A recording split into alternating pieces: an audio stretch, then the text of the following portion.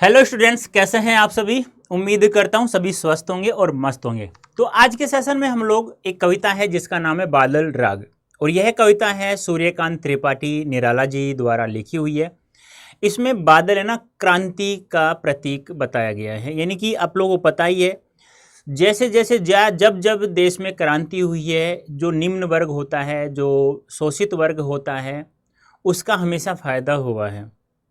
फायदा भी कितना होता है, क्योंकि क्रांति जब होती है तो उनके पास कुछ भी नहीं होता है कि ये लुट जाएगा, ये समाप्त हो जाएगा या ये कुछ और हो जाएगा। क्योंकि शोषक वर्ग जो होता है, जिसे महाजन वर्ग हम लोग बोलते हैं, जो गरीबों का खून चूस चूस करके या उसके बाद जो उसका शोषण कर करके या उसके बाद जो भी पैसा होता है उसे छीन करके अपने धन इकट्ठा कर लेता है।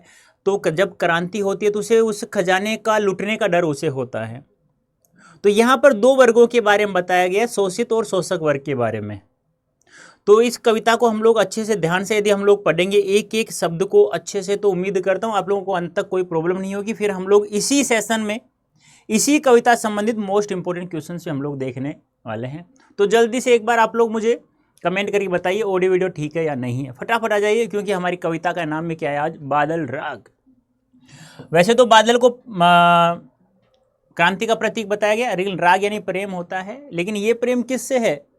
किसानों को बादलों से, कि ये बादल तुम जोर जोर से कड़को, भयंकर रूप से बरसो, बरसो नहीं बरसो। तो इस प्रकार देख रहे हैं, एक किसान है और ये बादल है, ये आपको दिखाई दे रहा है। नहीं दिखाई दे रहा तो ये लो, अब देख लीजिएगा।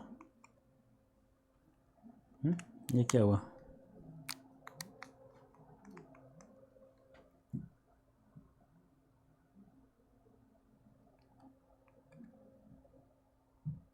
ठीक है, अब तो दिख रहा है बादल, अब तो कोई दिक्कत नहीं होगी। ऐसे ही होते हैं ना बादल, शायद उम्मीद करता हूँ आप लोगों ने देखा हो तो ऐसे होते हैं ना। हाँ चलो, अब ये जो कविता है बादल राग, ये जो कविता है बादल राग, ये अनामिका एक काव्य खंड है, काव्य संग्रह है सूर्यकांत त्रिपाठी निराला जी का, वहाँ से लिया गया। ये बादल राग कविता बहुत बड़ी है, यहाँ उसका छठा खंड लिया गया है, उसका यहाँ पे छठा खंड लिया गया है। यहाँ छह खंडों में है और यहाँ छठा खंड लिया गया। लघु मानव यानी आम आदमी, दुख से त्रस्त कवि यहाँ बादल का आह्वान क्रांति के रूप में कर रहा है, क्योंकि विप्लव रव से छोटे ही शोभा पाते हैं। यानी क्रांति रूपी बादलों से इस देश में जब जब क्रांति हुई है तो लघु मानव जो होता है, आम आदमी जिसे हम लोग कहते हैं, वही शोभायमान होता है, क्योंकि वह है फिर से दृढ़ मेहनत करने की, यानी कि दुगनी मेहनत करने के साथ में वह आगे बढ़ना चाहता है। किसान मजदूर की आकांक्षाएं बादल को नव निर्माण के राग के रूप में पुकारी। यानी जो किसान या मजदूर होता है वो अपनी लालसाओं इच्छाओं आकांक्षाओं को पूरा करने के लिए बादलों को फिर कह रहे हैं कि आप जोर जोर से गरजो बरसो, जिससे हम फिर से एक नया जीवन का निर्माण कर सकें। ठीक है। जैसे अभी स्टार्ट होती है हमारी कविता, तिरती है समीर सागर पर, तिरती है समीर सागर पर, अस्थिर सुख पर दुख की छाया। यानी कि कवि कह रहा है कि हे बादल, जब तुम इस पूरे आसमान को ढक लेते हो, यानी इस पूरे आकाश पर जब तुम छा जाते हो, तो ऐसा लगता है कि हवा रूपी सागर पर कोई नौका तैर रही हो। हे क्रांति रूपी दूत बादल, यानी कि ए विप्लव रूपी दूत बादल, एक क्रांति रूपी दूत बादल, जब तुम इस आकाश को चारों तरफ से ढक लेते हो तो ऐसा लगता है जैसे हवा रूपी समीर रूपी सागर, हवा रूपी सागर पर, रूपक अलंकार पर कोई नौका तैर रही है। और यह कैसे लगती है? यह ऐसे लगती है जैसे अस्थिर सुख पर दुख की छाया मंडराती रहती है। आप सभी को पता है, सुख होता है वो अस्थिर होता है, ज्यादा दुख और सुख कम। तो क्या नजर आ रहा है, कवि क्या कह रहा है? हे विप्लव रूपी बादल, एक क्रांति रूपी दूत बादल, जब तुम इस आकाश को चारों तरफ से ढक लेते हो तो ऐसा लगता है जैसे हवा रूपी सागर पर कोई नौका तैर रही है। और यह नौका कैसी लगती है? जिस प्रकार से अस्थिर सुख पर दुख की छाया मंडराती रहती है, उसी प्रकार लग रही है। जग के दग्ध हृदय पर, दग्ध यानी जला हुआ, इस संसार के जले हुए हृदय पर ये बादल निर्दयी बनकर के, जिसमें कोई दया नहीं होती है, उस प्रकार से उसे ढक करके रखता रहता है, अपने छल माया के रूप में उसके ऊपर हमेशा ढका रहता है, यानी उसको हमेशा डुबा कर रखता है। कहने का मतलब क्या है, यह बादल निर्दयी रूपी, जो इंसान किसी को मार देता है ना बिना निर्दयी बिना दया के, उसी प्रकार यह बादल अपनी प्लावित माया अपने छल के रूप में उसी प्रकार इस संसार के जले हुए हृदय पर हमेशा विद्यमान रहता है, निर्दयी, जिसमें दया नहीं हो, विप्लव की प्लावित माया के रूप में। यह तेरी रंतरी, यानी कि यह जो तेरी नौका है, यह रंतरी युद्ध की नौका के समान है। यानी कि जैसे ये रंतरी युद्ध में जैसे कोई ढोल नगाड़े बजते हैं ना, जैसे सेना जाने से पहले ढोल नगाड़े बजते हैं तो कोई सैनिक सजग होता है, उसी प्रकार से यह तेरी रंतरी भरी आकांक्षाओं से, घन भेरी गर्जन से सजग सुप्त अंकुर, उर में पृथ्वी के आशाओं से। यह तेरी रंतरी, यह तेरी जो नौका है, यह युद्ध की नौका के समान है, जिस प्रकार से भरी आकांक्षाओं से घन भेरी गर्जन सजग सुप्त अंकुर, जिस प्रकार से हे बादल तुम जोर जोर से भयंकर रूप से गर्जना करते हो, तो पृथ्वी के हृदय में जो सोया हुआ अंकुर है, वह भी अपनी इच्छाओं, लालसाओं, आकांक्षाओं पूरा करने के लिए तुझे ताक रहा है, तुझे देख रहा है, तेरी भयंकर रूप से गर्जना को। और मैं पृथ्वी के आशाओं से, यानी पृथ्वी के हृदय को चीर करके अपने आशाओं पूरा करने के लिए वह भी देख रहा है या झांक रहा है। नवजीवन के ऊंचा कर सिर ताक रहे हैं विप्लव के बाजदर, यानी कि अपना नया जीवन प्राप्त करने के लिए वो अपना सिर को ऊंचा करके तुझे देख रहे हैं कि आज तो बादल भयंकर रूप से गरज रहा है, भयंकर रूप से बारिश होगी, मैं भी पृथ्वी के हृदय को चीर करके बाहर आऊंगा और अपनी इच्छा लालसाओं को पूरा करूंगा। यहां दूसरा अर्थ भी हम लोग ले सकते हैं, शोषित और शोषक वर्ग का, यानी कि हे भयंकर, एक क्रांति रूपी दूत बादल, जब तुम भयंकर रूप से बारिश, बरसात, भयंकर रूप से आंधी तूफान लाते हो, तो हमारा जो जीवन है, जो समाप्त होने वाला है, जो टूट चुका है, हार्ड मास हमारा जो बचा हुआ है, हम भी एक नए जीवन के रूप में दुगनी ताकत से मेहनत करके हम फिर से अपना नया जीवन बसा सकते हैं। तुम भयंकर रूप से गरजो, भयंकर रूप से बारिश करो, ठीक है। फिर भी यदि किसी को दिक्कत हो तो यहाँ पे मैंने एक एक शब्द का अर्थ लिख दिया, जैसे देखो, तीर्थी, तैरना, समीर, वायु, सागर, समुद्र, अस्थिर, अस्थायी, विप्लव, क्रांति, दग्ध, जला हुआ, निर्दय, दया न हो, प्लावित, जलमगन, डुबो दिया गया, माया, छल, रंतरी, युद्ध की नौका, आकांक्षा, कामना, घन, बादल, भेरी, बड़ा ढोल नगाड़े, गर्जन, सजग, सुप्त, उर, नवजन, सभी का अर्थ मैंने यहाँ लिख दिया है। और फिर भी कहीं किसी बच्चे को प्रॉब्लम होगी, वो कहते हैं ना कि कुछ राज्यों में पूछा जाता है सह प्रसंग व्याख्या कीजिए, तो आप लोग देख लीजिएगा, ये CBSE में नहीं पूछा जाएगा सह प्रसंग व्याख्या, केवल अब की बार तो क्या होगा, पद्यांश देगा और 2-3 MCQs आएगा, एक लघुतरात्मक और एक अति लघुतरात्मक सवाल पूछा जाएगा उनसे। अब देखो, ये व्याख्या जो मैंने यहाँ आप लोगों को समझाई है अभी यहाँ पर, वो सेम यहाँ पे मैंने लिख दिया है, फिर भी एक कहानी के रूप में यहाँ पर पढ़ लेते हैं। कभी बादल को संबोधित, मैंने दोनों रूपों में लिखा है, एक जो अर्थ है सामने वो भी, एक दूसरा अर्थ हम लोग कल्पना कर सकते हैं, शोषित और शोषक वर्ग का, दोनों के बारे में लिखा है। कभी बादल को संबोधित करते हुए कहते हैं, एक क्रांति दूत बादल, जब तुम आकाश पर छा जाते हो तो ऐसा लगता है जैसे हवा रूपी सागर पर कोई नौका तैर रही है। यह उसी प्रकार है जैसे अस्थिर सुख पर दुख की छाया मंडराती रहती है, अर्थात सुख हवा के समान चंचल और अस्थायी है। दूसरे शब्दों में हम कह सकते हैं कि पूंजीवादी वर्ग का सुख कुछ समय बाद छिन जाएगा, क्योंकि वह अस्थिर है। उन्होंने यह सुख निम्न वर्ग के व्यक्तियों का शोषण करके प्राप्त किया है। आगे कभी कहते हैं कि यह बादल संसार के जलते हुए हृदय पर निर्दयी प्रलय रूपी माया छल के रूप में हमेशा स्थित रहते हैं, और ऐसा प्रतीत होता है जैसे वे विद्रोह की जल प्रलय बार क्रांति में शोषक वर्ग को डुबो देंगे। हे बादल, तुम्हारी जो गर्जना है यह रणभेरी के समान है। जैसे युद्ध के घोषणा का तुमुल नाद बजते ही कोई सैनिक सजग हो जाता है, उसी प्रकार निम्न वर्ग भी तुम्हारी गर्जना को सुनकर क्या हो जाता है, सजग हो जाता है। अर्थात बादलों की युद्ध रूपी नौका में आम आदमी की इच्छाएं भरी हुई रहती हैं। कभी कहता है कि हे बादल, तुम्हारी बहुत तेज गर्जना सुनकर धरती के गर्भ में सोए हुए अंकुर सजग हो जाते हैं, अर्थात कमजोर व निष्क्रिय व्यक्ति भी संघर्ष के लिए तैयार हो जाता है। हे क्रांति दूत बादल, ये अंकुर नए जीवन की आशा में सिर उठाकर तुझे देख रहे हैं, अर्थात शोषितों के मन में भी अपने उद्धार की आशाएं फूट पड़ती हैं कि अब उनका उद्धार हो जाएगा, भयंकर रूप से बादल गरजेगा, क्रांति आएगी। और आपको पता ही है जब जब इस देश में क्रांति आए तब तब लघु मानव यानी आम आदमी का ही भला हुआ है। अब देखिए यहाँ भाषा सरल एवं सहज है। कैसी बोली का प्रयोग किया गया? तत्सम प्रधान यानी कि संस्कृत प्रधान खड़ी बोली का प्रयोग किया गया। छंद मुक्त कविता है, किसी प्रकार छंद का प्रयोग नहीं किया गया। संबोधन शैली, आपसे पूछा जाएगा निम्नलिखित पद्यांश में किस शैली का प्रयोग किया गया? संबोधन, इसमें किसको पुकारे? बादल को संबोधित करते हुए कवि ने कविता लिखी है। समीर सागर दुख की छाया अरन तरी बेहरी गर्जन में रूपक अलंकार है।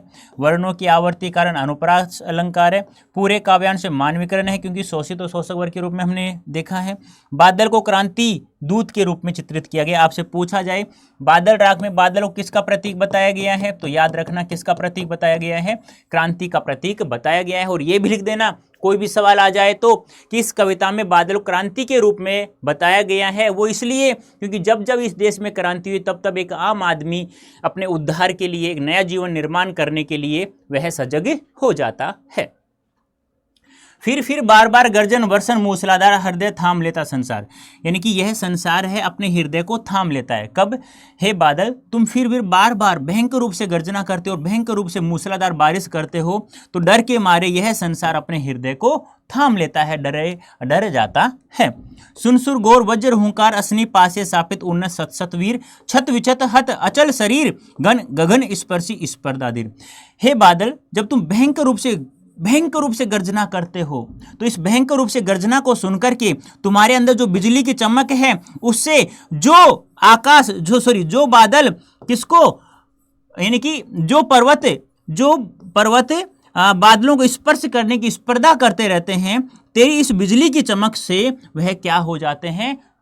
चूर चूर हो जाते, टूट जाते हैं। इस प्रकार जिस प्रकार किसी भी युद्ध क्षेत्र में जब जैसे सैनिक को कठोर वज्र से आहार होता है तो उसका शरीर घायल हो जाता है, युद्ध क्षेत्र में पड़ जाता है, उसी प्रकार तेरी इस भयंकर उस बिजली की चमक से जो पर्वत बादलों को स्पर्श करने की स्पर्धा में रहते हैं वो भी छत विछत हो जाते हैं। जिस प्रकार से एक सैनिक वज्र के कठोर आघात से घायल हो जाता है या अपने प्राणों का बलिदान कर देता है, उसी प्रकार ये पर्वत भी तेरी हुंकार सुन करके, तेरी बिजली की चमक से वो पर्वत भी चूर चूर हो जाते हैं, टूट जाते हैं। फिर आप देख लेना, ये एक एक शब्द का अर्थ मैंने लिख दिया है यहाँ पर, व्याख्या देख लीजिए। कवि कहता है कि एक क्रांतिकारी बादल तुम बार बार तेज गर्जना करते हो तो और मूसलाधार बारिश करते हो, तुम्हारी वज्रमयी तीव्र गर्जना को सुनकर संसार के लोग भय से कांप उठते हैं और भय से अपना हृदय थाम लेते हैं। बिजली गिरने से आकाश की ऊंचाइयों को छूने की इच्छा रखने वाले ऊंचे पर्वत भी उसी प्रकार घायल हो जाते जैसे युद्ध क्षेत्र में वज्र के प्रहार से बड़े बड़े वीर घायल हो जाते हैं, अर्थात मृत्यु को प्राप्त कर लेते हैं या प्राप्त हो जाते हैं। दूसरे शब्दों में हम कह सकते हैं कि जब क्रांति का शंखनाद गूंजता है तो बड़े बड़े पूंजीपति वर्ग जो शोषक का प्रतिनिधित्व कर रहे हैं वे धराशायी हो जाते हैं और गगन चूमता उनका घमंड अभिमान वह भी चूर चूर हो जाता है। देखो तत्संप्रदान खड़ी बोली, छंदमुक्त कविता, संबोधन शैली, फिर यहाँ ये अलग है, फिर बार बार पुनरुक्ति प्रकाश अलंकार है, हृदय थामना मुहावरे का यहाँ प्रयोग किया गया है, वर्णों की आवर्तीकरण अनुप्रास अलंकार है, मानवीकरण है ही, और कवि ने बादल को क्रांति और विद्रोह का यहाँ पे प्रतीक बताया गया है। देखो ये चीजें कहाँ काम आती विशेष में, जब आपसे गद्यांश दे करके कुछ एमसीक्यूज अति लघुतरात्मक और लघुतरात्मक सवाल पूछता है तो वहाँ आप लोगों के लिए बहुत महत्वपूर्ण होता है। तो दोनों पद्यांश समझ में आए नहीं आए, जल्दी से मुझे एक बार कमेंट करके बताइए फटाफट। तीसरा, हंसते हैं छोटे पौधे लघु आभार सस्य अपार हिल हिल खिलखिल हाथ एलाते तुझे बुलाते विप्रव रव से ही छोटे ही शोभा पाते। कहने का मतलब क्या है कि जब जब इस देश में क्रांति हुई है तब तब लघु मानव आम आदमी ही का उद्धार हुआ है, यानी कि छोटे छोटे पौधे। जब हे बादल तू भयंकर रूप से गर्जना करते हो तो छोटे छोटे पौधे हंसते हुए हाथ हिलाते हुए तुझे बुला रहे हैं कि तू बरस, भयंकर रूप से गर्जना कर, भयंकर रूप से बारिश कर, मूसलाधार बारिश कर। क्योंकि दूसरा अर्थ हम ये लेंगे, जब भयंकर रूप से क्रांति होती है या क्रांति होती है, भयंकर रूप से बादल गरजते हैं तो लघु मानव का ये उद्धार होता है, क्योंकि वो भी एक नया जीवन जीने की आशा में वो बादलों को पुकार रहे हैं। क्योंकि जब जब इस देश में क्रांति हुई है, जब जब लघु मानव यानी छोटे लोग ही शोभा पाते हैं। सीधा सा ये तो लघुवार छोटे छोटे सस्य हरा हरियाली अपार बहुत हिलिल हिलते हैं खिलखिल खिलते हैं विप्लव क्रांति रव शोर आवाज। देखो कवि कहते हैं क्रांति गर्जना को सुनकर छोटे छोटे पौधे हर्षित हो जाते हैं, अर्थात जब जब वर्षा होती है तब वर्षा का जल पाकर छोटे छोटे पौधे हर्षित होते हैं और चारों ओर हरियाली छा जाती है। हवा चलने से वे हिलते ही रहते हैं और मानो ऐसा लगता है कि हाथ हिला हिलाकर तुम्हारा स्वागत कर रहे हैं, तुझे बुला रहे हैं, तुम्हें बुला रहे हैं। फिर कवि सारांश रूप में कहते हैं क्रांति का स्वर सुनकर वंचित वर्ग ही खुश हो जाता है होता है और वही लाभान्वित होता है, क्योंकि क्रांति के स्वर से पूंजीपति वर्ग प्रभावित होता है, अर्थात उसे नुकसान होता है। शोषक वर्ग तो नुकसान होगा, उन्होंने धन इकट्ठा किया लोगों का खून चूस चूस करके। इसके विपरीत विनाश के शोर से सदा छोटे प्राणियों को ही लाभ मिलता है। दूसरे शब्दों में क्रांति से निम्न व दलित वर्ग को अपने अधिकार मिलते हैं, क्योंकि लघु मानव आम आदमी होता है उसको सब अपने अधिकार मिल जाते हैं। तो तत्सम प्रदान खड़ी बड़ी सेम चीज सेम है। यहाँ पे हिल खिल खिल में पुनरावर्ती अलंकार अनुप्रास अलंकार प्रतीकात्मकता का भी समावेश किया गया और काव्यांश में मानवीकरण अलंकार। याद रखना ये बहुत अच्छा है, ये सवाल पूछा जा सकता है आपसे, ये पूछा जा सकता है आपसे, और ये तो आता ही है एग्जाम में। अटालिका नहीं है रे आतंक भवन, मतलब कहने का मतलब क्या है, गरीबों के लिए जो बड़े बड़े महल हैं या अटालिका हैं, बड़े बड़े जो भवन हैं, ये भवन नहीं रहे, ये उनके लिए आतंक भवन बन गए हैं। यानी कि गरीबों के लिए जो शोषक वर्ग के जो बड़े बड़े हवेलियां हैं, बड़े बड़े भवन हैं, अब वो उनके लिए भवन नहीं रहे, वो उनके लिए आतंक भवन बन गए हैं, भय को बढ़ाने वाले भवन बन गए। आपको पता है जब बड़े बड़े घरों को आप लोग देखते हो तो डर सा महसूस होता है, यार इसके अंदर कैसे जाएं, क्यों जाएं, ऐसे देखेंगे तो लोग कहेंगे क्या कर रहा है क्या नहीं, डर तो लगता है, सीधी सी बात है। तो वही बात यहाँ है। सदा पंख पर ही होता जल विप्लव पलायन, यानी कहने का मतलब क्या है, पंख यानी कीचड़, जब कीचड़ पर भयंकर रूप से बारिश होती है जल विप्लव प्लावन, कहने का मतलब क्या है, जब मूसलाधार बारिश होती है सड़क पर तो वह कीचड़ को भी अपने साथ बहा ले जाती है। क्षुद्र प्रफुल्ल जल से ज़्यादा से लगता नहीं, लेकिन वही जल बरसात का जल जब कमल के पत्तों पर गिरता है तो वह छलकता हुआ नजर आता है, यानी कमल बहुत ज़्यादा खुश होता है। रोग शोक में भी हंसता शैशव का सुकुमार शरीर, क्योंकि एक बच्चे का जो शरीर होता है वो उसे पता नहीं होता क्या सुख है क्या दुख है, वह रोग शोक यानी सुख दुख में भी अस्था हुआ हमेशा रहता है। कहने का मतलब क्या है, ये जो बड़े बड़े भवन हैं ये गरीबों के लिए अब आतंक भवन बन गए हैं, भय को यानी कि भय को बढ़ाने वाले भवन हो गए हैं। और जब इस पृथ्वी पर जब बाढ़ आती है, बरसात होती है, मूसलाधार बारिश होती है, तो वह वर्षा का रूपी जल जो पड़ता है नीचे, वह अपने साथ कीचड़ को भी बहा ले जाता है। और वही जल जब कमल के पत्तों पर गिरता है तो कमल के पत्ते या फूल होता है बहुत ही ज़्यादा हंसते हुए नजर आते हैं, उन्हें बहुत अच्छा नजर आता है, और वो जल होता है ना वो झलकता हुआ नजर आ रहा है। क्योंकि जिस प्रकार से एक शैशव का जो सुकुमार शरीर होता है, छोटे से बालक का जो शरीर होता है, उसे ये नहीं पता दुख क्या हो रहा है सुख क्या होता है, वह हमेशा खुश ही हंसता ही रहता है, खुशी में उसका शरीर हमेशा भरा रहता है। अटालिका अटारिया महल, बड़े बड़े भवन, आतंक भवन, भय का निवास, पंख कीचड़ शोषक का प्रतीक बताया गया है। विप्लव क्रांति है, विप्लवन बाढ़, क्षुद्र तुच्छ प्रफुल्ल खिला हुआ या प्रसन्न, जलज कमल शोषित का प्रतीक है, और नीर पानी, ये ध्यान रखना, कमल को शोषित का प्रतीक बताया गया है और कीचड़ को शोषक का प्रतीक बताया गया है।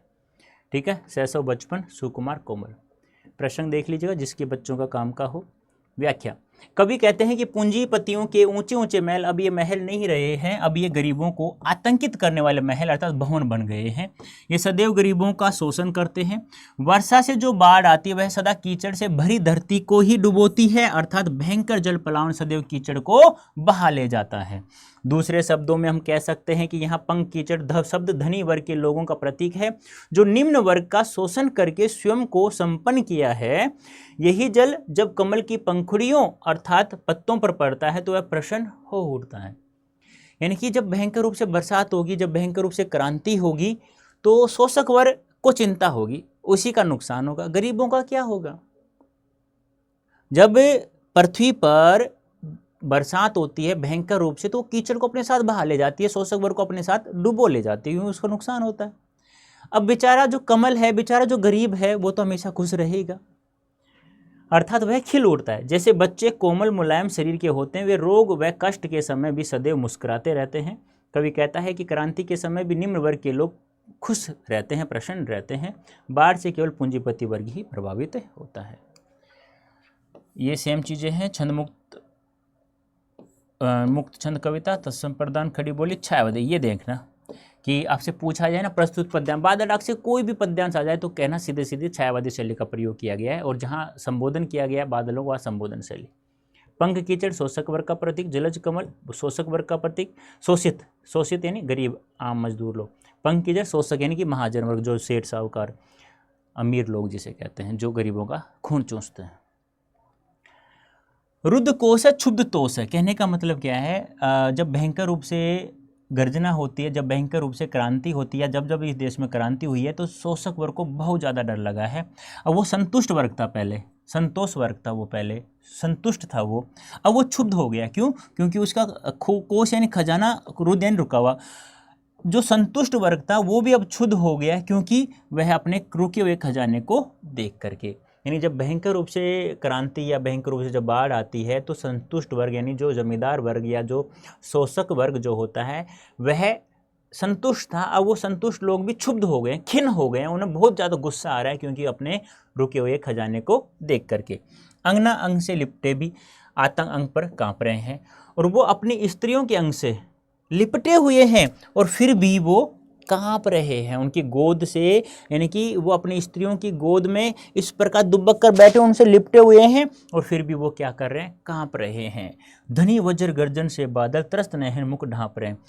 हे बादल, जब तू भयंकर रूप से गर्जना करता है तो ये धनी जो वर्ग है ना, तेरी गर्जना को सुनकर के त्रस्त नयन मुख ढांप रहे हैं, उन्हें बहुत ज़्यादा डर लग रहा है, और उन डरी हुई आंखों से अपने मुख को अपनी पत्नियों के शरीर से ढक रखा है, अपनी आंखों को छुपा रखा है। कहने का मतलब क्या है, यह जो संतुष्ट वर्ग है, यह जो धनवान वर्ग है, अपने रुके हुए खजाने को देख करके अभी यह खिन्न हो गया, क्षुब्ध हो गया है, असंतुष्ट हो गया है, और वो अपनी पत्नियों के, अपनी स्त्रियों के अंग से लिपटे हुए भी जब तू गर्जना करता है भयंकर रूप से तो वो कांप रहे हैं, और अपने इन आंखों, डरी हुई आंखों से जो उनका शरीर कांप रहा है, फिर भी वो अपने इस मुख को अपने शरीर, अपने पत्नियों के शरीर से ढके हुए हैं, क्योंकि उन्हें बहुत ज़्यादा डर लग रहा है। उन्हें लग रहा है कि अब हमारे पास जो हमने जो भी इकट्ठा किया था वो सब क्या हो जाएगा, समाप्त हो जाएगा। उन्हें बहुत तेज डर लग रहा है।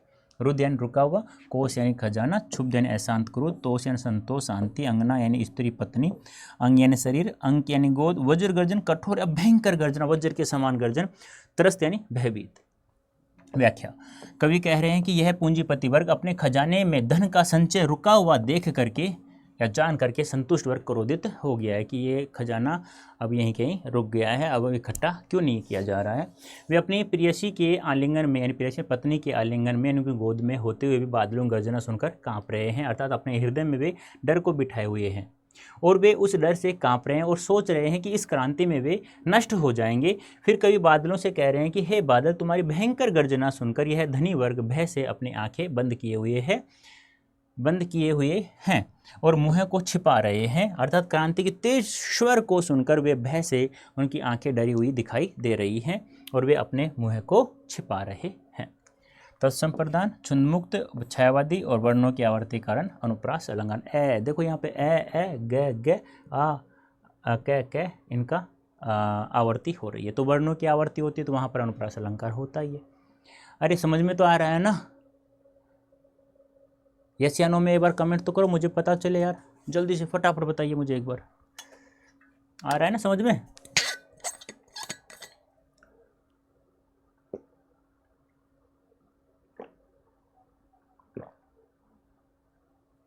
देखो भाई, एक बात मैं बता देता हूँ, मेहनत आपको करनी होगी, आज नहीं करोगे कल करोगे, और कहा जाता ना काल करे सो आज कर, आज करे सो अभी, पल में प्रलय होएगी बहुरी करेगा कब, कभी भी प्रलय हो सकती है, बाद में पछताएगा ये काम मैं पहले कर लेता तो अच्छा होता।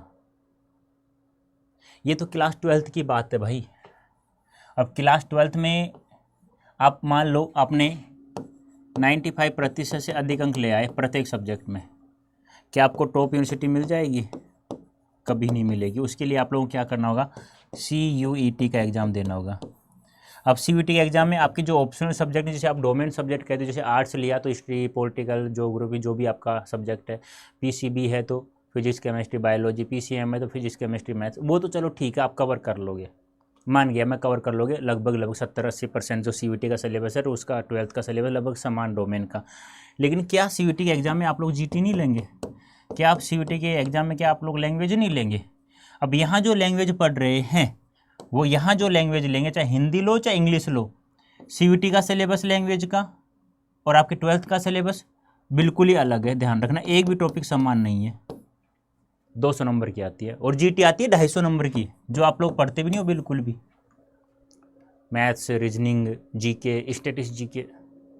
तो इसीलिए कह रहा हूँ बेटा मेहनत करो तो अच्छे से करो, अभी से करो। तो इसके लिए आप लोगों के लिए हम लोगों ने एक महापैक जो है महापैक लेकर आए हैं, तो आप इस कूपन कोड का प्रयोग करके आप जल्दी से ज्वाइन कर लो, क्योंकि महापैक एक ऐसा पैक है जो जैसे मान लो सपन तो 2.0 बैच है हमारा, उसके लिए आप 10,000 रुपये दे रहे हैं, इसके लिए आप 13,000 रुपये देंगे। अब इसमें सर फ़ायदा क्या है, अब एग्ज़ाम तक जो भी हम लोग बैच लॉन्च करते हैं महापैक में आपको फ्री ऑफ कॉस्ट मिलता है, सभी टेस्ट सीरीज फ्री मिलती हैं आप लोगों को, सभी प्रिंटेड बुक्स आपके घर पहुँचाई जाती हैं, मतलब सब कुछ फ्री ऑफ मिलता है एग्ज़ाम के बाद भी। अब इसका प्रयोग आप लोग कैसे करेंगे एक बार मैं आपको समझा देता हूँ थोड़ा सा, कि इस कूपन कोड का प्रयोग करके आप लोग किस प्रकार से आप लोग हमारे साथ जुड़ सकते हैं।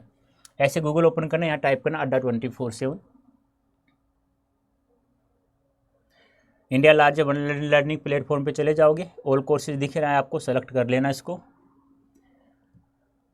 नेट स्लो चल रहा है थोड़ा सा आज। UG and PG entrance exam में अब यहाँ देखिए 2 चीज़ें दी हुई हैं आप लोगों के पास में, सीयूईटी यूजी ये इंग्लिश मीडियम बच्चों के लिए, सीयूईटी यूजी हिंदी मीडियम के लिए ये है। हिंदी मीडियम वाले स्टूडेंट यहाँ जाएगा, इंग्लिश मीडियम वाले स्टूडेंट्स यहाँ जाएगा। अब अपना सब्जेक्ट चूज कर लो, हिंदी मीडियम, इंग्लिश मीडियम है तो इंग्लिश मीडियम। तो आपका सब्जेक्ट मान लो हिंदी मीडियम की बात करें तो आपका सब्जेक्ट मान लो साइंस है तो साइंस में चले जाना। अब यूजी में साइंस है तो साइंस यहाँ पे चले जाना। अब यहाँ पे मैंने कहा जैसे समर्थ 2.0 बैच ज्वाइन करते हैं, एम्बिशन बैच ज्वाइन करते हैं, लेकिन मैं ये कहूँगा सभी बैच आपको, क्योंकि आपके पास समय फ़िलहाल तो है, 12th की तैयारी कर रहे हो, फिर सीयूईटी की तैयारी करोगे, क्योंकि टॉप यूनिवर्सिटी उसी मिलेगी, लाइफ तो उसी से बननी है, 12th से तो बननी नहीं है। तो मैं ये कहता हूँ ये सभी बैच उसमें आपको फ्री ऑफ कॉस्ट मिल जाएंगे इस महापैक में। 2 पैक है जो 2 पैक महापैक हैं, एक प्रिंटेड बुक्स वाला, एक विदाउट प्रिंटेड बुक्स वाला। तो बुक्स लेनी चाहते हो तो इस पर करना, नहीं चाहते हो तो उस पर कर लेना। अब ज़्यादा कॉस्ट नहीं लगेगा आप लोगों का, यहाँ से बाय नाउ करोगे, यहाँ कूपन कोड जैसे आप लोग यूज करोगे Y551 तो आपको मैक्सिमम डिस्काउंट 17% का डिस्काउंट आपको मिलेगा 14,000 रुपये का, और वो 10,000 रुपये का बैच, 10,000 या 11,000 10,500 के आसपास, 2-3 हज़ार ज़्यादा देना पड़ेगा, जिसमें आप लोगों को पता है आपको सभी बुक्स फ्री मिलती हैं, सभी बैच आपको फ्री मिलेंगे, सभी प्रिंटेड बुक्स आपके घर पहुंचाई जाएंगी, तो बहुत कुछ है। और 14 मंथ्स के डिस्काउंट आप लोग वैलिडिटी मिल रही है इस बैच में, यानी एग्जाम के बाद भी, क्योंकि ये बैच ऐसा है जो आपके एग्जाम बाद भी काम में आने वाला है। क्योंकि सीयूईटी एग्जाम देने के बाद में अच्छे मार्क्स ले आओगे ना, उसके बाद भी आपको टॉप यूनिवर्सिटी आप लोगों को नहीं पता कैसे मिलेगी, वो हम लोग बताएंगे आप लोग। बहुत सारी चीज़ें होती हैं जो उस समय ही बताई जाएगी आप लोगों को। तो फिर भी किसी को दिक्कत हो, बस आप लोगों को ये कूपन कोड याद रखना है, ज़्यादा कुछ नहीं है, ये कूपन कोड प्रयोग करना है Y551, बस इसी को याद करना है आप लोग, और ज़्यादा कुछ नहीं है, ठीक है। हाँ, और फिर भी किसी को कोई डाउट हो तो आप मुझे मेल भी कर सकते हैं,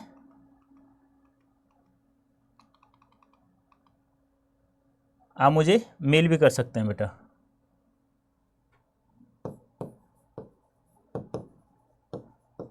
Rajendra.Prasad, कोई भी दिक्कत हो आपको @Adda247.com, कोई भी दिक्कत हो, 17% है, आपको 20% डिस्काउंट चाहिए तो मुझे मेल कर देना, कोई दिक्कत नहीं है, ठीक है, बताना मत पर किसी को। अब आगे आ रहा है हमारे पास झीन भावे सीन शरीर। अब यहाँ किसान है जो व्याकुल होकर के, अधीर होकर के बादलों को पुकार रहा है, झीन भावे सीन शरीर तुझे बुलाता कर्षक अधीर। हे विप्लव रूपी दूत बादल, एक क्रांति रूपी दूत बादल, यह जो किसान है तुझे अधीर होकर के, व्याकुल होकर के तुझे पुकार रहा है, क्योंकि झीन भाव है, उसकी बुझाएं कमज़ोर हो चुकी है और उसका शरीर सीन हो चुका है, टूट चुका है। हे विप्लव के वीर, हे विप्लव रूपी बादल, यह किसान तुझे पुकार रहा है अधीर होकर, क्योंकि उसका बुझाएं कमज़ोर हो चुकी है और उसका शरीर टूट चुका है, सीन हो चुका है, खराब हो चुका है। चूस लिया उसका सार, हाड मात्र ही आधार, हे जीवन के पारावर, हे जीवन देने वाले दाता पारावर, हे क्रांति रूपी दूत बादल, इस किसान के पास कुछ भी नहीं है, केवल उसका एक हार्ड मास यानी कि हड्डी का बचा हुआ एक ढांचा बचा हुआ है, हड्डी का ढांचा बचा हुआ है, उसके बाद मांस नहीं है। उसका मांस इन महाजर, इस शोषक वर्ग ने चूस लिया है, इसलिए वह अधीर होकर के तुझे पुकार रहा है। मतलब इस मजदूर के पास जो भी कुछ था, इस शोषक वर्ग ने उस सब को छीन लिया है। अब यह व्याकुल होकर के, अधीर होकर के तुझे पुकार रहा है। इन भुजाओं में ताकत भी नहीं है, यह शरीर कमजोर, यह शरीर टूट चुका है, केवल हड्डियों का ढांचा बचा हुआ है। अब यह अधीर होकर के तुझे पुकार रहा है, हे जीवन रूपी दाता, हे जीवन रूपी बादल। देख लेना ये शब्दार्थ है, ये प्रसंग है जिन बच्चों के काम का हो। कुछ स्टेट्स में से प्रसंग व्याख्या पूछे जाते, बार बार बता रहा हूँ आप लोगों को। व्याख्या, कवि कहता है कि एक क्रांति दूत वीर बादल, तुझे यह किसान व्याकुल होकर, अधीर होकर पुकार रहा है, क्योंकि शोषण के कारण किसान की भुजाएं शक्तिहीन हो गई हैं, उसका शरीर कमजोर हो गया है, अर्थात वह शोषण को खत्म करने के लिए व्याकुल होकर तुझे बुला रहा है।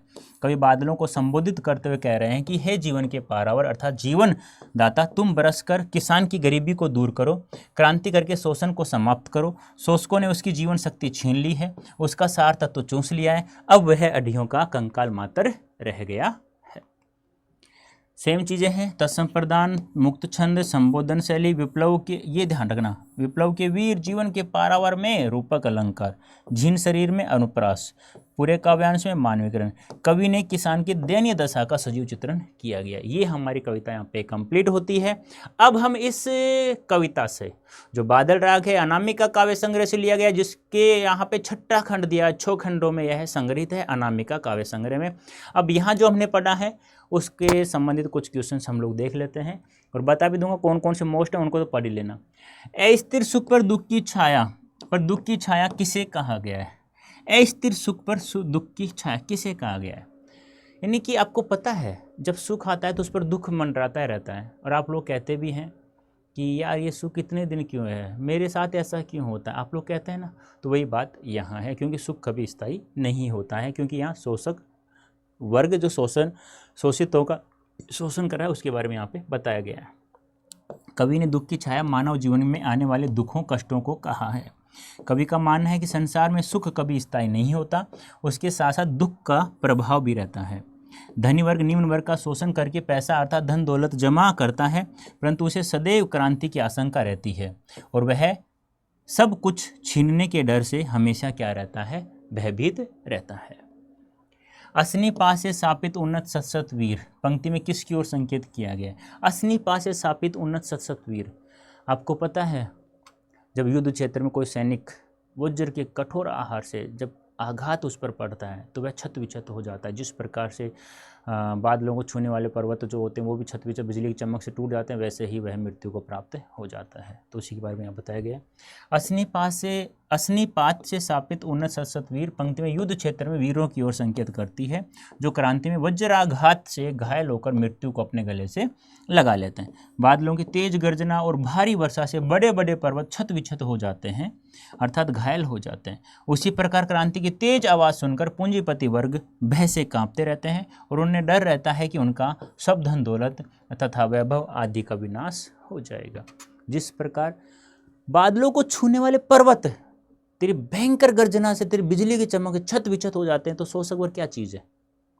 धनवान वर्ग क्या चीज़ है? वो तो डरेगा जब इतने बड़े बड़े पर्वत छत विछत हो जाते हैं तेरी भयंकर गर्जना से। तो विप्लव रव से ही छोटे शोभा पाते हैं। कवि ने विप्लव रव से क्या तात्पर्य है? क्योंकि यहाँ पे बताया गया है कि हे क्रांति रूपी दूत बादल, जब तू भयंकर रूप से गर्जना करता है, जब तू क्रांति करता है ना, लाता है ना, तब छोटे लोग ही शोभा पाते हैं, लघु मानव आम आदमी ही शोभा पाते हैं। और भयंकर रूप से वो खुशी मनाते हैं कि अब हम डबल मेहनत से अपना जीवन यापन करेंगे। विप्लव रव से तात्पर्य क्रांति गर्जन अर्थात क्रांति की तेज आवाज़। जब जब क्रांति होती है तब तब शोषक वर्ग या सत्ताधारी वर्ग के सिंहासन हिल जाते हैं, उनकी संपत्ति प्रभुसत्ता आदि समाप्त हो जाती है। कवि ने कहा है कि क्रांति से छोटे ही शोभा पाते हैं। यहाँ छोटे से तात्पर्य आम आदमी अर्थात निम्न वर्ग से है। आम आदमी ही शोषण का शिकार होता है, उसको क्रांति से डर नहीं लगता, क्योंकि क्रांति से उसका कुछ भी छीनता हुआ दिखाई नहीं देता, अपितु उसे कुछ अधिकार मिलते हैं, उसका शोषण समाप्त हो जाता है। क्रांति के बाद उनमें भी सर उठाकर जीने का साहस हो जाता है। बात तो सही है। जब धनवान वर्ग समाप्त हो जाएगा तो सभी गरीब हो जाएंगे, सभी गरीब हो जाएंगे तो सब डबल मेहनत से पैसा कमाएंगे और अपना जीवन यापन, एक नया जीवन उन्हें प्राप्त हो जाएगा। बादलों के आगमन से पृथ्वी में होने वाले किन किन परिवर्तनों को कविता में रेखांकित, कविता के अनुसार बताना है, अपने अनुसार नहीं। तो बारिश होने के बाद में क्या क्या होता है, बादल गर्जना करते हुए मूसलाधार बारिश, बहुत तेज वर्षा करते हैं, जिससे पृथ्वी से अंकुरन के रूप में छोटे छोटे पौधों का जन्म होता है। बादलों गर्जन के साथ बिजली की चमकती है और उनके गिरने से बड़े बड़े पर्वत शिखर टूटते हैं। बादलों के आगमन से तेज हवा चलने से छोटे छोटे पौधे हाथ हिलाते हुए प्रतीत होते हैं। बादलों के गर्जन से दुखी प्राणी खुश हो जाते हैं। तो ये थे हमारे आज, उम्मीद है बादल राग कविता आ गई होगी समझ में। इससे महत्वपूर्ण सवाल, चारों ही महत्वपूर्ण वैसे तो, लेकिन सबसे ज़्यादा जो महत्वपूर्ण है यहाँ पे ये है, ये बार बार एग्जाम बहुत बार पूछा गया है। अब अब की बार यदि मैं बात करूँ तो ये भी आ सकता है, ये भी आ चुका है पहले, तो ये भी चुका है वैसे, तीनों सवाल महत्वपूर्ण वैसे यहाँ पे, ठीक है। सबसे ज़्यादा महत्वपूर्ण ये ध्यान रखना, ये सवाल पूछा जा सकता है। और यदि आप 12th की तैयारी करें तो 12th की तो फ्री में हम करवा रहे हैं, तो अभी से मैं कहता हूँ CUET की तैयारी करो, अभी से कूपन कोड याद रखो Y551। और जो मैंने आप लोगों को अभी बताया ना, इस कूपन कोड का प्रयोग करके आप लोग बैच महापैग इससे जुड़ जाओ। फिर भी कोई दिक्कत हो किसी को तो आप मेरे से मेल कर सकते हो मुझे, मैं आप लोगों की जो भी मेरे से सहायता होगी वो मैं आप लोगों की सहायता अवश्य करूँगा बेटा। बस आप लोग एक बार मेल करना मुझे, कोई भी दिक्कत हो तो भी करना। हाँ, बैच परचेज करने में या वैसे कोई दिक्कत आ रही है, प्रॉब्लम आ रही है, rajendra.prasad@adda247.com, ठीक है। तो आज के लिए इतना ही, धन्यवाद, थैंक यू सो मच। और PDF आपको पता ही है कहाँ से मिलेगी, ऐप डाउनलोड करना, ठीक है, ओपन करना, CUET में जाना, फिर वहाँ पे कम्युनिटी में जाना। अब कम्युनिटी में जाने के बाद वहाँ पे हिंदी बाय राजेंद्र से कम्युनिटी मिलेगी, उसे फॉलो करना, वहाँ प्रत्येक PDF आपको फ्री ऑफ कॉस्ट मिलने वाली है, ठीक है। नहीं मिल रही हो तो मुझे मेल कर देना। तो उम्मीद करता हूँ समझ में आ गया होगा। फिर नेक्स्ट डे हम लोग मिलते हैं नेक्स्ट चैप्टर के साथ में। तो अभी के लिए इतना ही, धन्यवाद, थैंक यू सो मच।